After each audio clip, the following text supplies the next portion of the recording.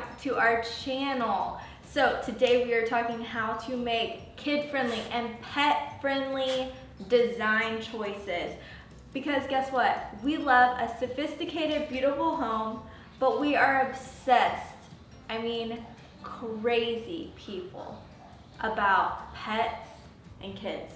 Yeah, and I'm married to a guy who owns a mechanic garage, so we have another guy who owns a gym in our family. We've got dirt, sweat, oils, all the things. And dog pee slobber. I mean, anything that could make a mess, we've got it. Yeah. But, I mean, that might sound crazy. Like, I have people, like, even design clients, when we used to take clients, they'd say, I can't have that piece of decor, my kids will destroy that, or I can't do that, I can't paint my walls white. No white, yeah, no white. Everybody's like anti-white, no white couches. Listen, I don't want to compromise. I want what I want. Right. And I want, like, come here, Cash. Come here. I want dish fluffer butt, and I also want white walls, and I want beautiful furniture, and that's what I want. And I want a bunch of kids. Like, I don't want to have to choose. How many kids? I don't know, I have 2 right now. I don't want to be 5. We're not there yet. But I like having them in my house. I don't want to decide that I cannot have all of it. Like, I want it all. So that's what we're sharing today, how we have it all. With all of this. With all of this. We really do. We love creating a beautiful home, but it has to have the function for the pets, the kids, and the dirty husbands. So I want to kick this video off by sharing today's sponsor. Hey guys, we're on YouTube. Come on. Let's mind your manners. I will tell you, I just want to give my girl a shout out back there. She is the most behaved. These are wild. These are wild. This one just likes to be held. This one too. But she is like an angel sent from heaven. Yeah. And these, I love them, but they Crazy. come with, a little bit of... Okay, so I want to kick this video off with today's sponsor, thanking Ritual. So you can imagine with kids, dogs, very creative mothers who pull me in very many creative directions and projects, that I would need some sort of consistent routine to keep me healthy. We're talking about vitamins today. So I have been taking the Ritual vitamins. They're essentials, women's 18 plus, for a month, and I've been taking their symbiotic, which is a prebiotic, probiotic, and a postbiotic. All the things. And so I've just really been enjoying it. But the number one thing that I enjoy about the product is not only how it makes me feel, but also that I know where it comes from. It's traceable. So that's the most important thing to us. To have things that are clean, and sourced really well. Yeah, and they have all their receipts. There's nothing hidden. They don't just say made with the ingredient. They say made with this ingredient by this manufacturer. So the full transparency and all of that. We love that. It's really amazing. Yeah. If you want to try them out yourself, we have a code below. You can also use the link. It's ritual.com/farmhouseliving20. Use the code farmhouseliving20 and you get a free puppy. No, come here, Cash. You get... I'm not going to give you my puppy, but I will give you a code for 20% off your Ritual vitamins, and I think you'll be very happy to try them. And now, I'm going to tell you how to keep your life and your home beautiful with all this chaos. Okay, so the first ticket to make this madness work is having washable everything. That does not mean it has to get thrown in the washer as a whole, but it means that can it be wiped down? Can it be cleaned? Like spot clean, just touched up in general. Right, so I mean, we use paint that's satin or something similar that's going to be easy to wipe down. That's why like a finish like this, like a board and batten, a shiplap, or a wall treatment is really helpful, not just for design, but you can paint it a higher sheen paint, which is easier to wipe down. But they also have paints, we haven't tried them, but they have paints with like matte or eggshell that are more wipe down friendly for like your drywall situation. We use a lot of rugs that are washable. So this is Yeah. our daily battle. Mom's Right. biggest daily battle is the washable rug conversation.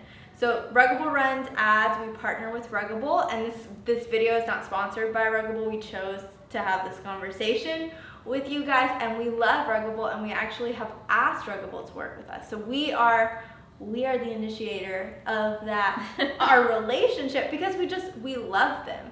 Yeah. But people are always like, you can't put that rug in a washing machine. So we can put it in the washing machine, and what happens is we remove the top portion and the pad remains. And sometimes if you don't have an extra capacity washer at your home, you can take it to the washateria, and they will always have a machine big enough, well, they should, to fit your Ruggable, any size. Yes, and Yeah. we actually, Mom did that for the playroom rug because it got out of control. There was markers everywhere, food everywhere. I mean, it looked like that I had 18 children just like rubbing dirt into it. And so finally, instead of spot cleaning it, we pulled it up, took it to the washateria. Mom made a bunch of friends. New friends. She had a stranger film this footage that I'm overlaying for you. Yeah. But then you can see the after. The rug looks amazing. But we don't do that all the time. That's like a once every quarter or maybe every 6 months. We do that when Quinn's just gone to town on the rug. But the Ruggable spot clean so well. So if you have a dog like Cash who's just learning to potty train because he's young, or you have a child who loves to color on everything in sight, you can spot clean it every single day if you need to, and it comes up a million times easier than a normal rug. And I can attest to that, because when he's pottied on the Ruggables compared to my rug in my bedroom, it's very soon. Yeah. So the next thing we love is slip covered anything. We love slip covered sofas, chairs, or chairs that have maybe pillows that can be washed, something like that. We really do like to have the ability. My couches are 8 years old, and they still look like new because I can pop them in the washing machine whenever I need to do that. And she washes them a lot. At least once a month. Sometimes every 2 weeks. Yeah. But that I think is super cool. My sofa is pet friendly because it has a variation in the fabrics, and I have found that it spot cleans pretty good, but I would prefer to be able to take everything off and throw it in the washing machine. The next thing we're gonna move into more kid friendly, but this also applies to dogs, is play and display. So what can you pull out? Like, kids love to just like pull everything out. And we had a reel that went viral. It has over 1 million views at this point. And I just showed my living room clean, and then I showed, like, literally, I promise this was not staged. My daughter pulled out all the things she wanted to play with. Yeah. In the living room. She has a playroom, she has a beautiful bedroom, but she chose to bring all her favorite items here. And that is what happened. But we have kind of processed how to deal with that. I think that's this feeling of having a new baby brother. She wanted to make sure she was a part of the party, and we were all hanging out in the main spaces. But I like having things that if she pulls it out or it just stays out, that's okay. So some of that would be we have in Luke's nursery, we have like a little truck that looks so cute in front of his little basket wall. We have a coffee table with little 2 stools under it that she literally, Quinn plays with on, like puts all her toys, colors on, all that. I mean, every single day. The nugget in her room. So a nugget, I was introduced, my mother-in-law and sister-in-law taught me about it, but it can be a slide, it can be a sofa, it can be anything you want it to be, but it looks great just pushed up against the wall as like a little reading nook. So also washable. Washable, yes. Yes. So, and I've washed many times, and we've had multiple colors and everything comes out. So not everything has to be like hidden all the time, because I know a lot of kids' toys are ugly, but start to keep your eye out for things that they can be played with, but they can also be displayed. So something that's decor, and it's also played with. And I mean, honestly, for dogs too. Yeah. Beds, crates. And we have washable beds for the dogs, and we do have all the things that they would play with in a basket. And speaking of baskets, you did pare down when Quinn pulled all that stuff out, and you put back everything into beautiful baskets that you keep on display. Yeah, so that's tip 3, is to just keep storage in mind. So baskets, baskets, and baskets. Like Mom said, we have baskets for dog stuff, baskets for kids stuff. But not only do we have baskets dedicated to things. I am not, I haven't been momming as long as Mom.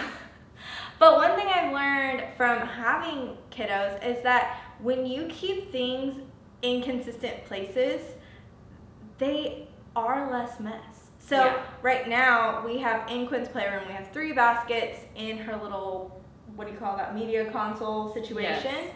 And that we have a block basket, a book basket, and then like a character basket. Like at one point it was Paw Patrol, now it's Barbies, but whatever is like the new thing, it's kind of like our rotating basket is there. And she'll pull that out and her blocks will become, I'm building a house for Barbie, or I'm building the tower for Paw Patrol. She becomes more intentional. Whereas if I just shove everything spontaneously, randomly, and just toss it in the baskets, she pulls everything out that way. Yeah, and it's overwhelming for her. But this way, she not only loves it and she knows that these items go in each basket, but she also loves cleanup time. She loves cleanup. Yeah, so it's really changed our routine completely, because she's like, my blocks go here, my Barbies go, you know, and it's kind of set a routine for that. Now, I will tell you, that sounds like my child's perfect. She is very high energy, and it took probably 3 months of consistent, we clean up before bedtime and nap time, and this is where it goes. So intentionally, like, engaging that conversation with her and stopping what I'm doing to help her do that. But we're to the point now where if she's tired, she starts saying, clean up. So if you... It's great. And I will tell you, she still is high energy. She is still definitely a toddler. Mom and I went to Home Goods the other day, and literally she was doing snow angels. On the floor. We have... At Home Goods. Yeah, I mean, we still have the toddler experience. My life is very much still, I'm in the throes of it, but that has completely changed the game, and me being able to keep an aesthetic home along with a very spunky toddler. Yeah, so I think spots and spaces and for everything. My dogs have a dedicated room, you know. So if you can make things simple and you can have a place for everything, it makes your life way better. Yeah. Well, that is, so we talked about storage, but I do want to touch, I didn't plan on talking about that, but if you can create intentional spaces, that really is best. So for us, we have a playroom. Now, Quinn can totally, her room could have been that. We didn't put a bigger bed in her room because I wanted it to stay a play space and for her to have her own space. But if you can have a playroom, Mom's dog room, honestly. It's not just the dog room anymore, because we got Quinn a bunny, and so Henry's 3 years old now. Almost 3, and he's a free range. He's litter box trained. He hangs out in there, never comes out because that's his room, you know. The door stays open. But it was like a mud room, so you don't have to have a large house with a million rooms. You can just dedicate a space for the animals, or even a nook. Or a nook. Yeah, just start looking around and being like, how can I make this more intentionally useful for the critters? Or whatever it is that you enjoy. Yeah.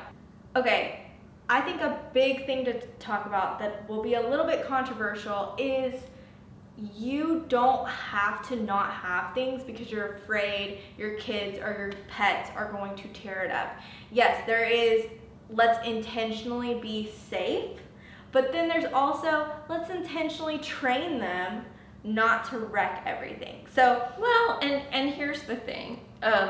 This is how we live. I'm not sure if this is for everyone, but things are made to wear out, Yeah. and things are made to break, and so you want to be a good steward of your things, but honestly, we live in our homes, and so if something does happen to wear out or break or get ruined somehow, I mean, sometimes I'm sad if I really like the thing, Yeah. but obviously stuff is made to wear out. So Yeah. we just plan on that happening, and then it frees us up, you know, if Yeah. something gets tore up, it just, we find a new one. And sometimes it's fun to get a new one. Well, whatever that is. I mean, sometimes, but like, for example, I had a friend tell me I could never get a real fiddly fig because my kids would just like destroy it, or my dog would dig up the dirt, whatever, like it would just be a mess. And I will tell you, when Quinn, 2 years old, she like was obsessed with tearing all the dirt out. Like I would just look them over and she would just be digging everything up. And it took a couple weeks to like, hey, we don't do that. I was clearly watching her and knew that she was safe, but also training her to no longer do that anymore. Right, and she's better about the coloring situation. She used to color on everything. She was coloring on everything, and we had to teach her not to color on anything but colors books. Yeah, I've sanded down the coffee table right 3 times now. So the first time I did like a wax on it, it still didn't do what I needed it to do. And now I've sanded it down and done a more permanent seal, and it's definitely more washable. But now that I've got it to where it needs to be, she doesn't color on it. So yeah. So and also walls can be painted, and things can be repaired, things that can be replaced, and so we try to just enjoy our life, and aesthetically, we try to keep our homes beautiful and teach our family and our pets how to live with us. Yeah, so you teach your husband to karate chop the pillow. Yeah. You teach her, it just kind of like comes with, you start that rhythm and you start that conversation, and you're not being some crazy person making it an unenjoyable environment. But like, honestly, don't you want to be able to take your kid to a restaurant and them not be like pulling dirt out of a random plant in the corner? So it makes them a better citizen to learn to not destroy your home. And honestly, then she's playing with her toys versus playing with all my stuff. So she is having a blast. I am not. We are a good time. We have a good time. Yeah, we do, and we love when people come in and just feel like they can put their feet up on the coffee table, and just nobody takes off their shoes. It's just that life. There's no rules, but we do have a training program for the furry ones and the tiny ones and the husbands. And I would say they kind of they're good. Yeah. So the last thing I would say is definitely setting a cleaning routine, and that sounds so boring and like I don't want to clean. But I would say I have really embraced the tiny daily routines versus the big overhaul. So we're the type of people that every single day our robot vacuum gets turned on and it gets all the dog hair. There is a lot of dog hair in my house. Mom's dogs come over here regularly. I've got 2 of my own. They say Cash doesn't shed because he has poodle in him. He definitely is shedding. So that is just something that we have to do. Okay, so we just had one more addition. Join. He has been doing pretty good actually, but he likes to join the closing. I will say another kid tip is we have just added this sleep sack to our nap time routine, and we got a solid 3-hour nap. Wow, that's awesome. I mean, right? 3 hours. 3 hours. So hope he sleeps tonight.